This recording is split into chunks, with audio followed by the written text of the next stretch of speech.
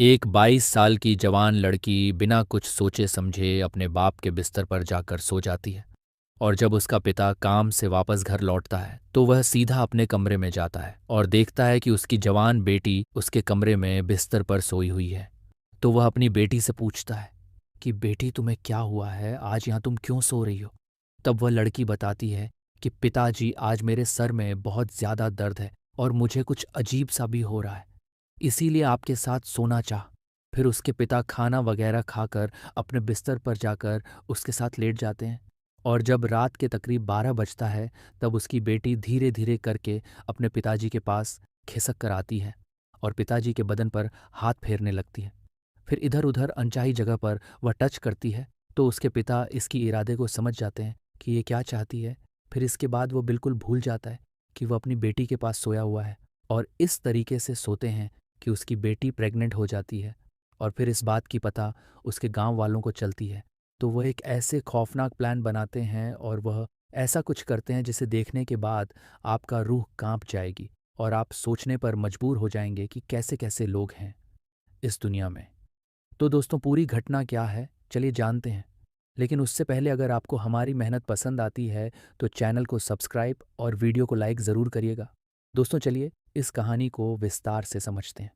ये सच्ची कहानी महाराष्ट्र के हैं, जहाँ एक व्यक्ति मोहनलाल साधारण सी जिंदगी गुजार रहा था और उसके परिवार में केवल 3 बच्चे थे, 2 बेटी और एक बेटा, जिनमें से सबसे बड़ी बेटी थी कोमल। उसकी उम्र लगभग 24 साल के आसपास थी और छोटी वाली बेटी की उम्र 21 साल के आसपास थी।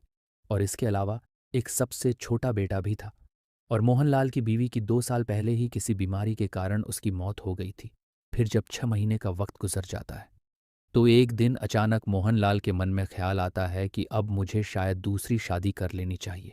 लेकिन दूसरी शादी भी वह अपने बच्चों की इजाज़त के बगैर नहीं कर सकता था। तो इसलिए एक दिन वह अपनी बड़ी बेटी से जाकर इस बारे में बातचीत करता है और कहता है कि बेटी, तुम बताओ, दूसरी शादी करने के बारे में मैं सोच रहा हूँ, ताकि तुम लोगों की देखभाल अच्छे से हो सके।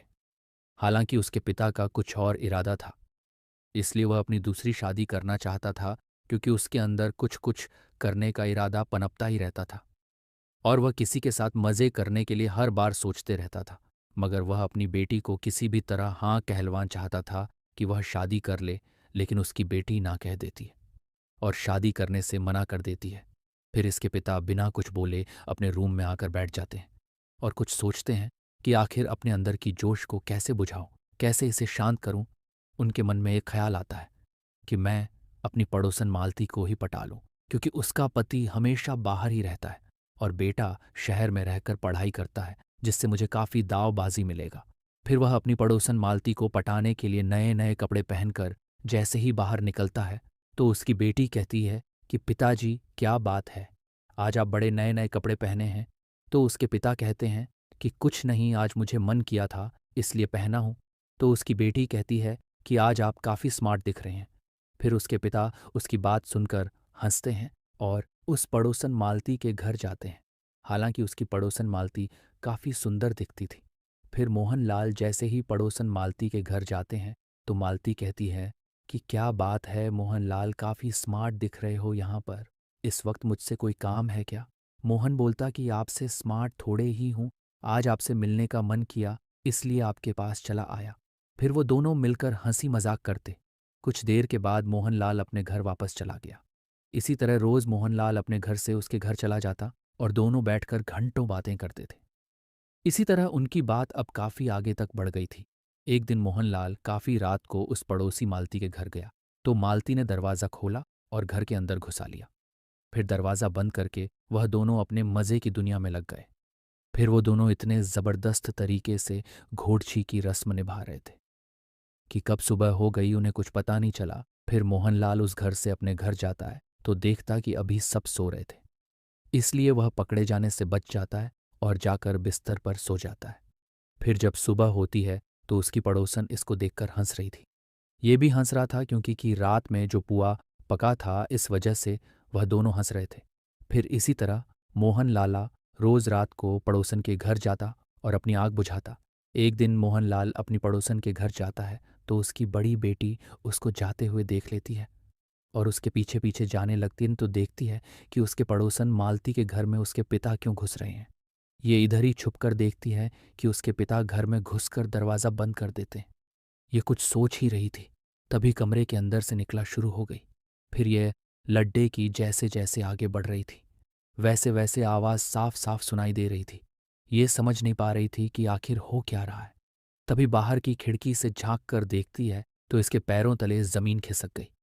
फिर वह दृश्य देखकर उसके भी मन में कुछ हलचल चलने लगे और उसको देखने में काफी मजा भी आने लगा था। वह तब तक देखती रही जब तक कि अंदर का काम खत्म नहीं हो गया।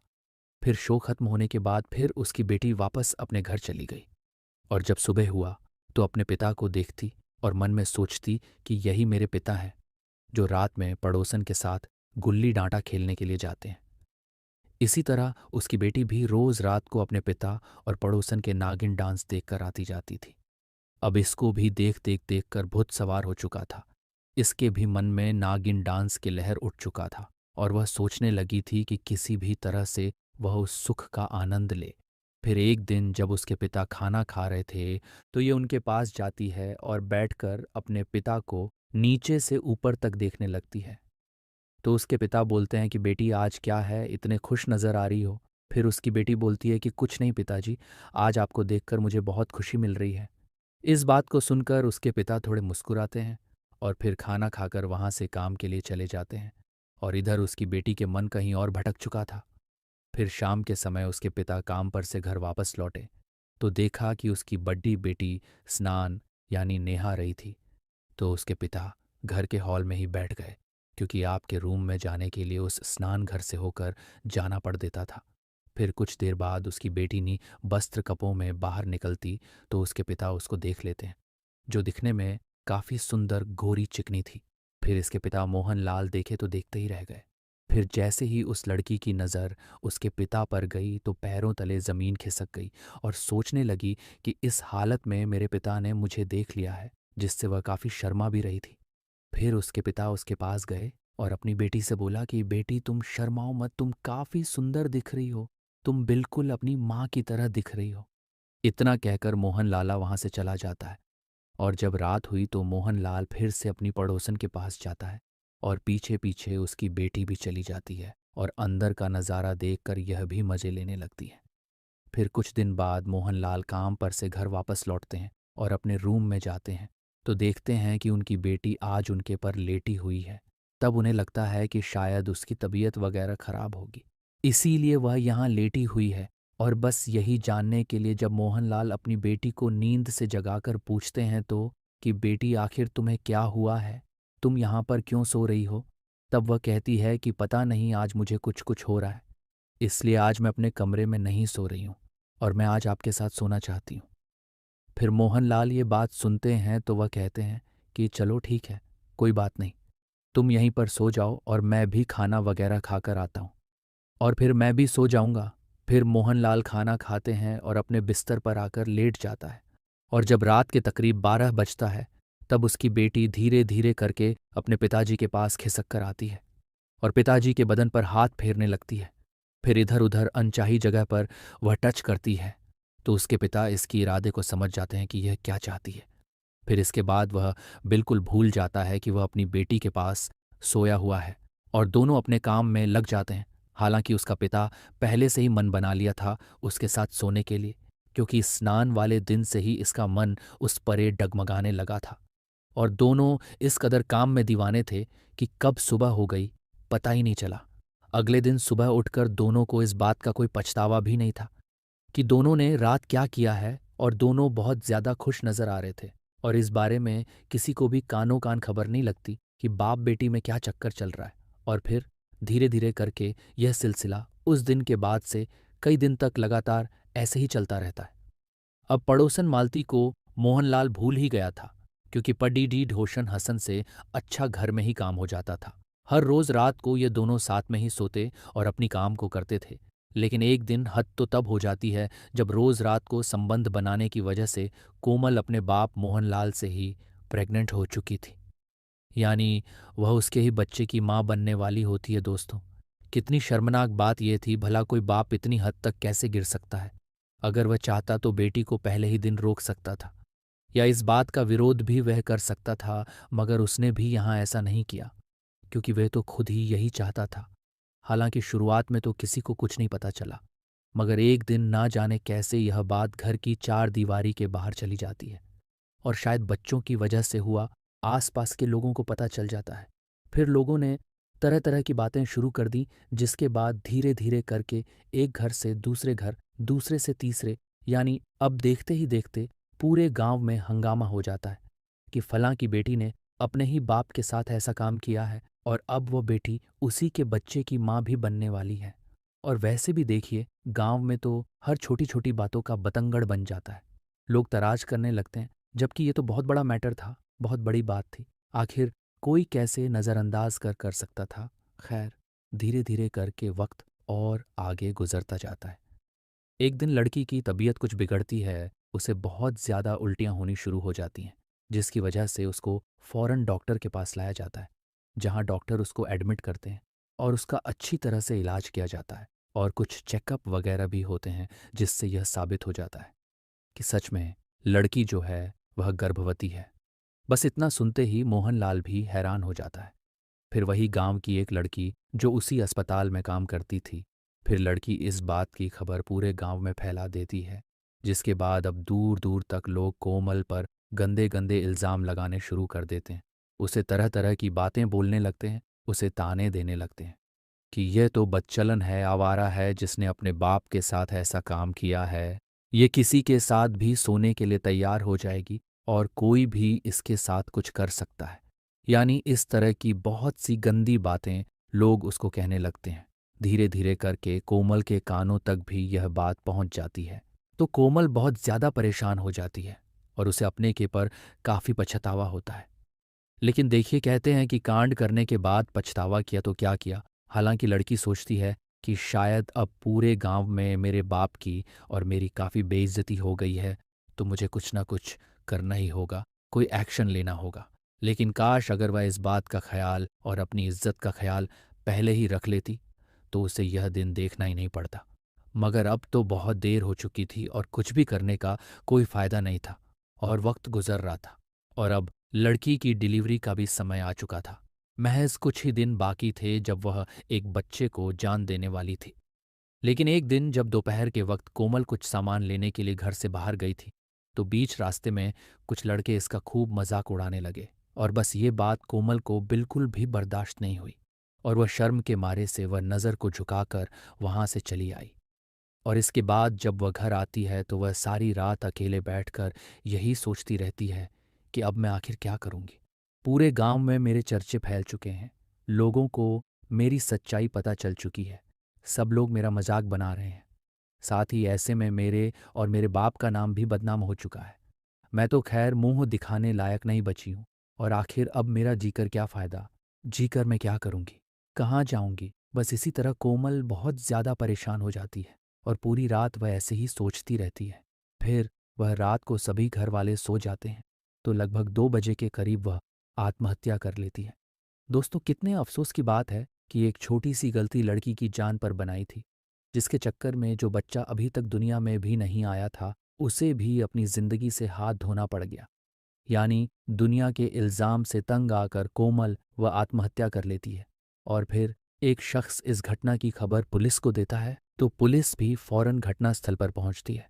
और जब पुलिस यहां आकर यह खौफनाक मंजर को देखती है, तो पुलिस के भी पैरों तले जमीन खिसक जाती है, और उसके भी होश उड़ जाते हैं। बहरहाल, पुलिस वाले सबसे पहले कोमल की लाश को पोस्टमार्टम के लिए भेज देते हैं, और इसके बाद मामले की जांच पड़ताल की जाती है, और गांव के सभी लोगों से अलग अलग पूछा जाता है कि आखिर का माजरा क्या है। जो लड़की ने आत्महत्या कर ली है, तो गांव के एक एक इंसान को पता था कि हकीकत क्या है। फिर पुलिस वाले को गांव के लोग सारी सच्चाई को बताते हैं कि साहब, दरअसल इस लड़की का जुर्म इतना था कि इसने अपने पिता के साथ मिलकर शारीरिक संबंध बनाए, और कई महीनों तक यह सिलसिला लगातार चलता रहा, और दोनों के बीच यह रूटीन जारी था। इसकी वजह से लड़की एक दिन गर्भवती हो गई, तो लोग उसको तरह तरह की बातें कहने लगे, जिसकी वजह से शायद लड़की ने तंग आकर आत्महत्या कर ली। और वह कहता है कि अगर उसे इतनी ही गैरत थी तो पहले इस बारे में उसे सोच लेना चाहिए था कि आखिर उसने यह काम किया तो क्यों साहब। इस तरह तो हमारे पूरे गांव की लड़कियों पर असर पड़ेगा ना साहब। सही हुआ हुआ जो उसने खुदकुशी कर ली।